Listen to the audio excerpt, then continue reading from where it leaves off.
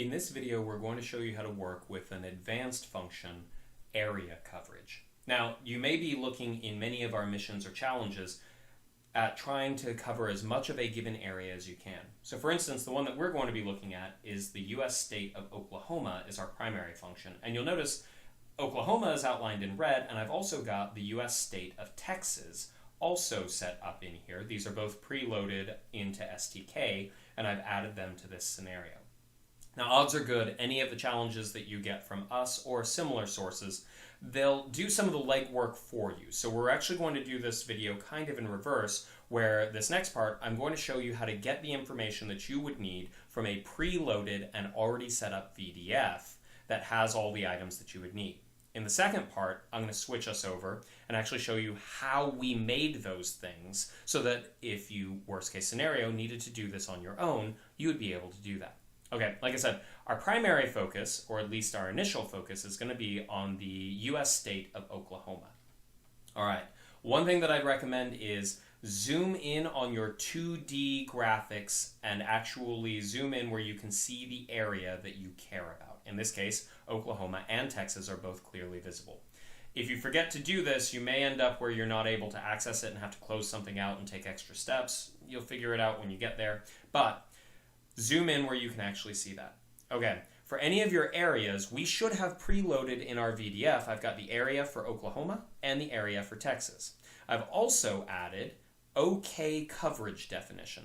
Now, for us to get our area coverage, we need to have this object exist, and it needs to be tied to a specific area. So for instance, this one I've renamed to have OK in it, so I know that this is the one for Oklahoma. That'll make sense in the second part of the video. Okay.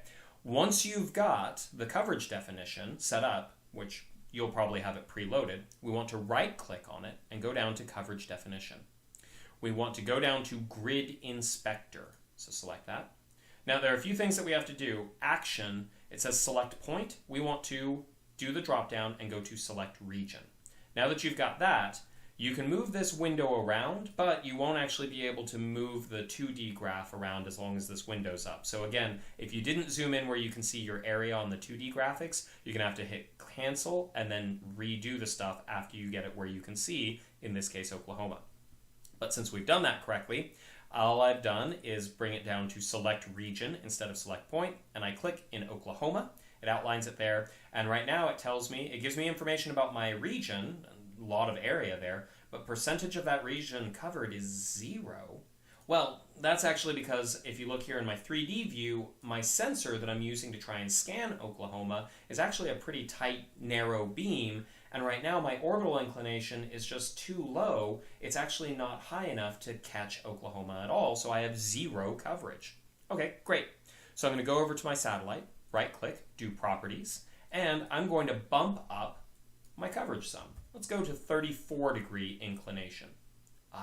Okay. So now that I have that, we can see that I'm catching the bottom edge of Oklahoma here. So let's try it again. Now that I think at some point I should be able to scan it, I should get a non-zero answer. So I right-click, go to my coverage definition, go to Grid Inspector, select region, and then I click on Oklahoma, and we can see percentage of region covered is 20.33%. Great, I'm covering about 20% of the state of Oklahoma.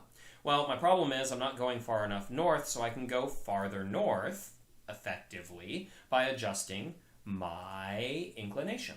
Okay, so I'm going to bring it up to, I don't know, maybe 35 degrees. Go one more degree of inclination. So I'm going to click that. Let's see what that does for our area coverage. Right-click, coverage definition, grid inspector, and I'm going to go over to select region, click here, and now we're up to 60.45%. That's quite a bit of the state, but we could go more. So let's try a little bit more. Properties. Let's go a couple degrees up. Let's go up to, I don't know, maybe 37 degrees. Let's see what that does. Now we can see that my satellite is actually hitting the top of Oklahoma. So I think during the course of this scenario, odds are good I'll be able to scan the entire state of Oklahoma. So let's see. Right-click, go to Coverage Definition, Grid Inspector, Region, and I click on Oklahoma, and indeed we get 100%. Now, as a quick heads up, before I finish up this part and go to the second part of this video that's a little bit more in depth, My students, having worked with this before, we noticed a problem that came up, at least maybe in older versions of STK. We found that they would make changes, but then the percentage might have been like 96.8%, and then no matter what changes they made, it kept coming up with the exact same number, almost as though it had been frozen that way. In fact, we tested it by putting the satellite into an equatorial orbit where it never scanned the area and did these steps, and it still came up as 96.8. We found that if we closed down the scenario and reloaded it, that cleared it out and we started getting the proper results again. But that can also be time consuming. But I do want to mention it while you're here looking at this. Pay attention to that number, and if you keep getting the same number over and over again, especially if it's not 100 or 0, even if you make changes, you might take a closer look at it. All right, now that that part's done, let me show you how we set up the thing that we've been using, OK coverage definition. Now, odds are good with any of my scenarios or some of the similar ones. Hopefully this object will already be set up for you, but in case it's not, let me show you how we can do that. I'm going to go back over, and I'm going to need to insert an object. So I'm going to go to Insert, Default Object, and Coverage Definition. Insert. Okay, great. So I've got a new coverage definition. I'm going to click on it, and I'm going to give it a useful name. In this case, since that's super long, I'm going to put TX for this is going to be the Texas one. Great. Now I'm going to right-click on it, and I go over to the properties. Here's where we're going to have to adjust some settings on it. First off, latitude bounds. What we want to do is we want to do the drop-down and go to Custom Regions. Okay? Then we can select a region. Well, I've got two regions that are loaded up, Oklahoma or Texas. In this case, I want this one to be Texas. So I'm going to add Texas to the regions that it works with. Okay, great.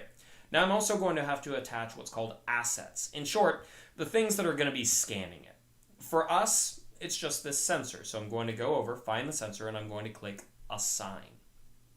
One last thing I'm going to do, I've found that, at least for what I want, I'm going to change the point granularity, which deals with kind of the size of the scanning area, down to about 2 degrees. And I'm going to click Apply. Okay.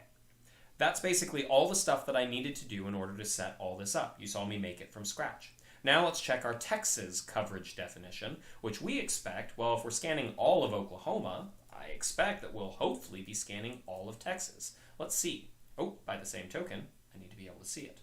Here we go. And I've got 0 coverage on that, which is a little strange. Texas, okay. That's how I set it up. I don't know why it's not actually giving me the... Oh, let me check something. Compute accesses, coverage definition, grid inspector, select point, select region. Click again. There we go. All right. I apologize on that. I must have missed something there, but hopefully you saw what I did. We're getting about 60% of Texas covered. We'll come back to that in just a moment, but I'm going to click cancel real quick. It may have been that it didn't have any information to pull from, so I went down on coverage definition and I'll clear accesses. I computed them, compute accesses, and then it got it where I think if you don't see the little crosses there, it may be problematic. But this is overall how you would go about doing that. Grid inspector, select point on the region. We've got it here, and we've got 60% coverage. Now you may be thinking, wait, with Oklahoma we got 100%. Why don't we have 100% coverage for Texas? Well, Texas is also much bigger, so I may have trouble actually catching all the parts of Texas. If I look on these lines that go over them, I've got some patches in here that I may not be catching, so I may not be getting all of Texas coverage. In fact, I can go in. Maybe I'm being a little bit too precise in my point granularity. I'm going to adjust it to 4. Let's try that. Let's try our coverage definition. I'm going to go ahead and cycle the accesses just to be safe. Let's see if it's actually got what I want. Select region. And that brought it down to only 50% coverage. So part of this is also going to be determined by how large you're actually setting the point granularity. I don't want to spend too much more time on this video. The main thing was I wanted to show you how you can set some of these things up. For all of our scenarios that I generate and we're putting out to you from ISAT and many of the others that I think you may come across, we'll have that tool actually built into the pre-built VDF. But here's some of the basics on how to work with it, if not.